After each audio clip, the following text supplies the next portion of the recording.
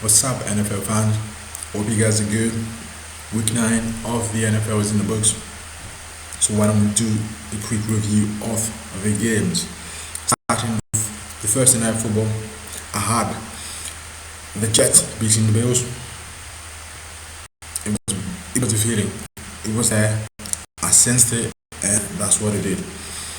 The Jets defense came out bowling, and they usually did not stop. Plays after plays after plays after plays, they were at it, and they kept the Bills away. Very good win for them. It's going to give them a massive boost for the remaining games. On to the next games, the Rams against the Giants. When you are the Giants, you don't go against the Rams, who are one of the best scoring teams without your number one corner in Janoris Jenkins. You went there, they made plays after plays. They made big plays.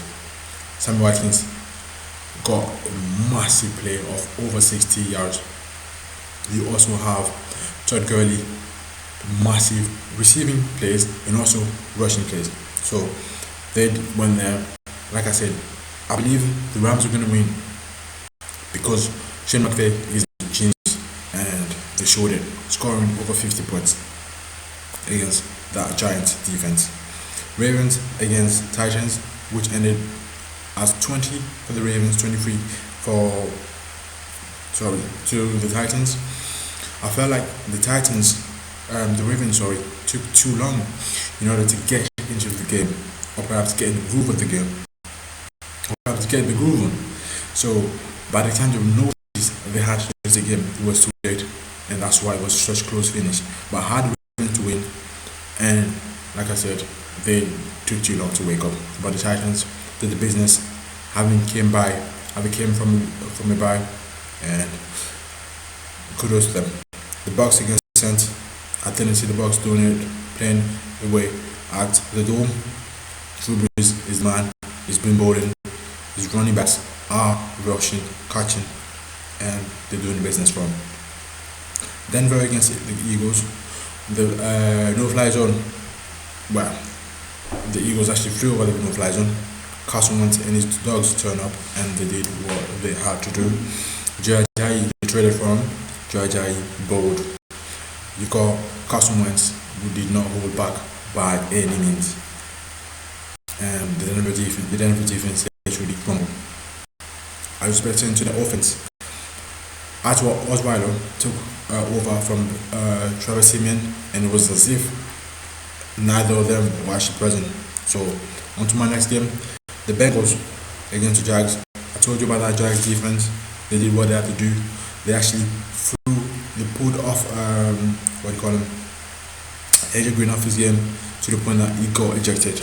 And that's what they do. They've got very, very good players in that defensive backfield. ATL against the Panthers, another defensive minded team. The Panthers, I believe, were going to do the business. They went there and they did what they had to do. Atlanta against the Panthers, another game where I believe the defensive front was going to do the business. Cam came out, like I said, he didn't have a running game as such. So Cam was actually the main man in Panthers team. But the defense actually allowed him to be the main man, which is what you often enough expect from your secondaries. So from your defense and also including your secondaries. But ATL, the Falcons didn't turn up. Matt Ryan and his boys, they didn't turn up. Julio Jones had a few chances where they could have iced the game, but it wasn't a day for them.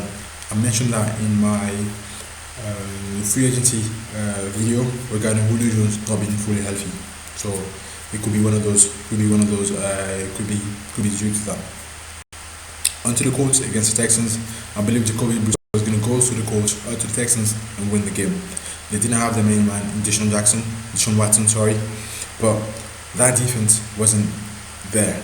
They've tried to stop the Colts, but Jacoby Brissett is actually a very good QB. He's a bit underrated because I don't know, being a third backup for Tom Brady. I should tell people not to underestimate him because he comes from a very good system.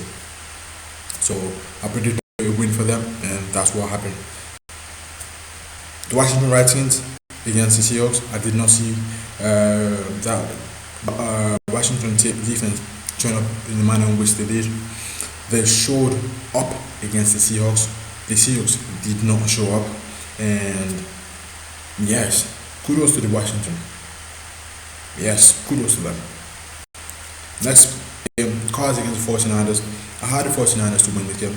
I believe in whether Benford was going to play the game or Jimmy. I wasn't sure, but I believe either one of them was going to do the business, because I didn't feel like the Cards had the perhaps needed in order to beat the 49ers, but he had to take a career high of carries by Adrian Peterson, in order for the Cards to beat the 49ers. It tells you how desperate these guys are. They're having to rush the ball that much in order to get a win. But however you get, regardless of the way in which you get a win, the most important is that you actually got the win. So kudos to them. I had picked the Chiefs with the Dallas Cowboys. They went at Jerry World, and they did not do what they were supposed to do. The Dallas Cowboys are the truth as well. They should be taken serious. They can play keep away. That team, that offensive front is going to stop you. They're going to rush the ball. They're going to keep the ball as long as they can, until you can no longer make any threatening play to win the game, and that's what they're going to probably do all the way to the Super Bowl. The Raiders against Miami, I believe Derek Carr was going to turn up and do what he usually does, which is to throw the ball and bowl. But Marshall Lynch actually turned up in that game. Marshall Lynch was the key, and the Miami Dolphins didn't turn up in the second week in a row. For the second week in a row, sorry, having lost 40-0 to the Ravens. But they'll probably pick it up. Some people mentioned the fact that their two running backs had over 150 yards, but that's two running backs having over 150 yards. Some of the running backs in this league average over 150 yards per game. So think about that. The Lions against the Packers, I believe the Lions are going to go to the Packers. The Packers less team with Aaron Rodgers, and they were going to go there and do the business. The Lions went there and they did what the Lions had to do, which is to show up and take over any prey available. But the Packers need to have a good look at themselves and wonder if they need to ride that wave with Brett Hundley. I don't believe Brett Hundley is going to get them where they need to be. They need to look at other options. Colin Kaepernick is still available, still signed. Go after the guy. He can bowl, he can play, and is available. Don't wait. Forget the politics. Think about the wins. He's definitely going to get you the wins. Overall, I'm 9-13 on the week, 62% overall in the season. I had a few calls, a few missed opportunities. I don't usually back go against Washington being my team, but I did, and it cost me a win. The Chiefs, I knew, even though they were playing the Joe World, I should have won with the Dallas Cowboys, but it's what it is. Like I said, I don't really fret. It's sports, and that's why we enjoy it. And I hope you guys enjoyed this podcast, and I hope to see you guys soon. Feel free to like, subscribe, and comment on anything that you feel as though I'm maybe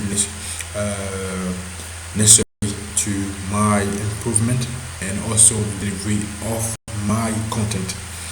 Thank you very much, and peace.